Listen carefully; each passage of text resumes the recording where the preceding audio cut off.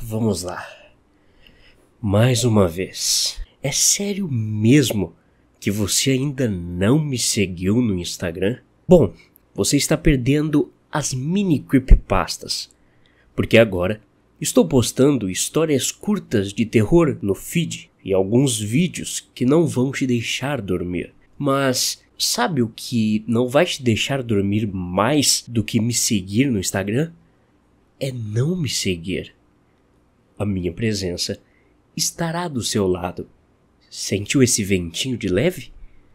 Sou eu, mas você não consegue me ver. O livro maldito, mais de 70 histórias para te deixar louco. Compre agora mesmo.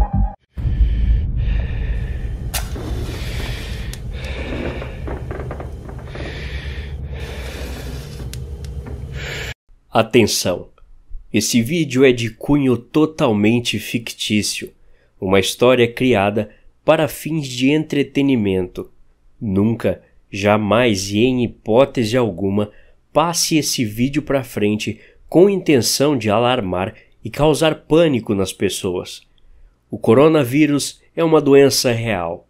Cuide-se bem lavando as mãos e evitando aglomerações, principalmente se você tem avós e pais por perto. Eles estão no grupo de risco.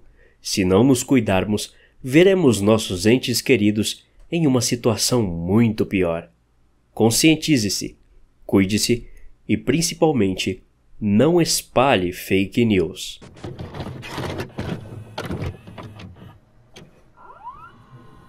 Dezembro de 2019. As pessoas vivendo normalmente, com seus empregos e hábitos, quando uma nova doença de proporções que nem imaginávamos nascia na cidade de Wuhan, na China. Semanas foram passando e as coisas se agravando. Até janeiro, os brasileiros nem sabiam do que se tratava.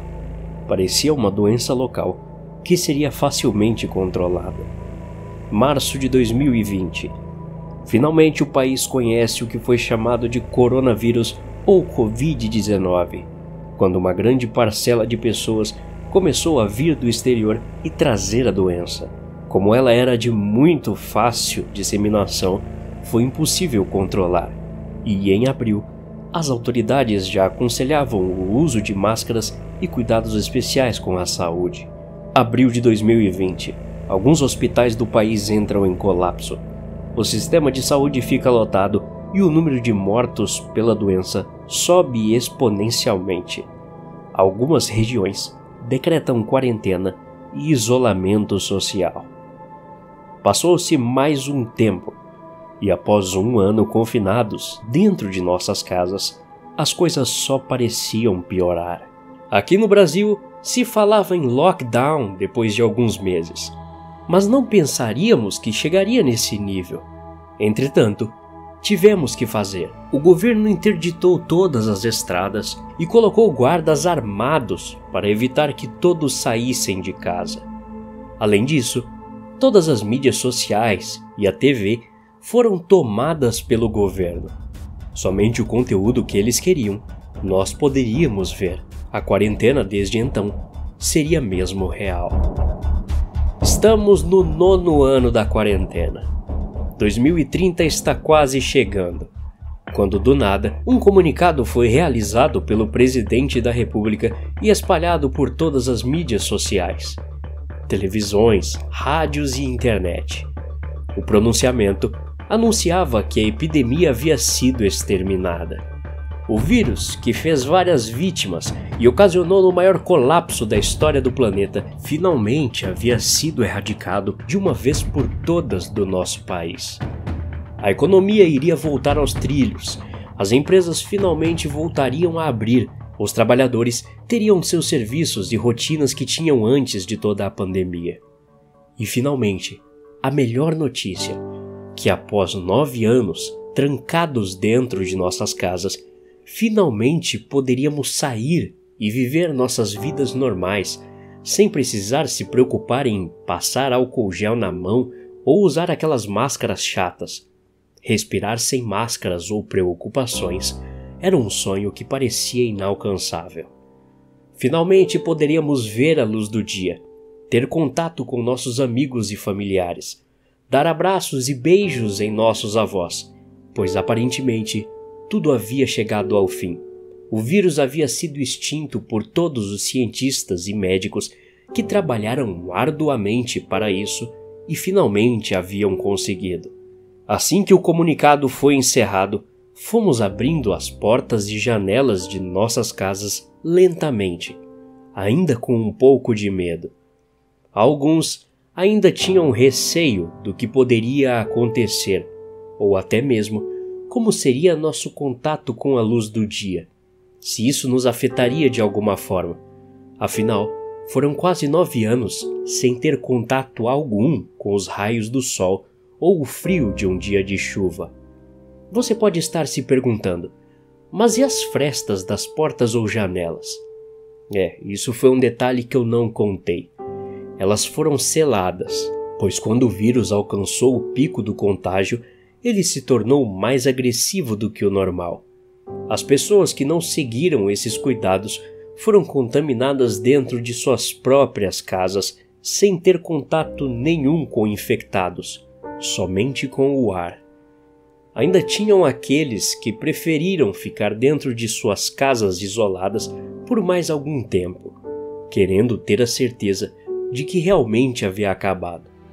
Não as julgo, sei que é difícil acreditar em algo do tipo. O que o Covid-19 fez ao mundo não chegou nem perto do que fez a peste negra ou a gripe espanhola em 1918. Sua devastação foi a maior em toda a história, e isso assusta muitos. Por esse motivo, alguns optaram em não sair e esperar mais um pouco para ver o que poderia acontecer. Eu e minha família nos reunimos na sala, demos as mãos e simplesmente fizemos uma pequena oração de agradecimento a Deus e a todos os competentes cientistas que conseguiram a cura para tudo isso e ter nos dado a oportunidade de finalmente sair de nosso confinamento.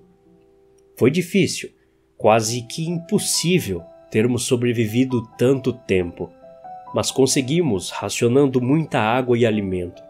Mas já próximo de completar os 9 anos, as coisas ficaram um pouco mais complicadas, pois a comida estava se acabando e não tínhamos como abastecer nossa despensa. Tinham sido doados alimentos para nós para que durasse em média 7 anos, mas tivemos que sobreviver mais um ano inteiro com o que havia sobrado. Mas, quando toda a comida acabou, nosso cachorro de estimação, Flynn, teve que ser nosso alimento principal. É nojento, eu sei, mas nada poderíamos fazer. Enfim, finalmente acabou. Tudo acabou e podemos sair e voltar à nossa vida normal, ou pelo menos tentar ter ela de volta.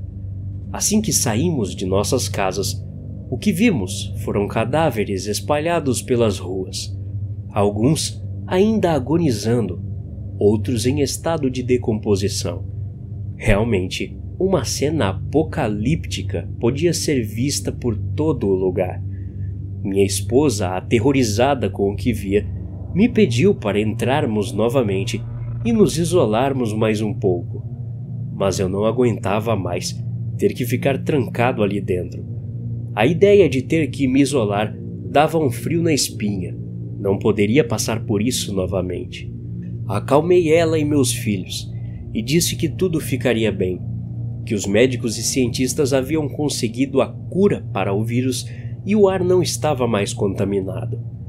Assim que eles ficaram mais tranquilos, saímos e fomos em direção ao portão. A primeira pessoa que vi quando coloquei os pés na rua foi meu vizinho e amigo Douglas. O mais estranho foi que ele estava sozinho. Não vi sua esposa e nem seus filhos. Para falar a verdade, as pessoas saíram aos poucos. Por exemplo, uma casa com 5 ou 8 pessoas, saíam 2 ou 3. Isso para mim foi estranho. Fiquei imaginando que poderiam estar dentre o grupo dos que não iriam sair de casa até terem certeza de que tudo estava bem. Mas a realidade seria muito mais assustadora. Todos nós achávamos que o pior já havia passado, uma vez que a quarentena terminara.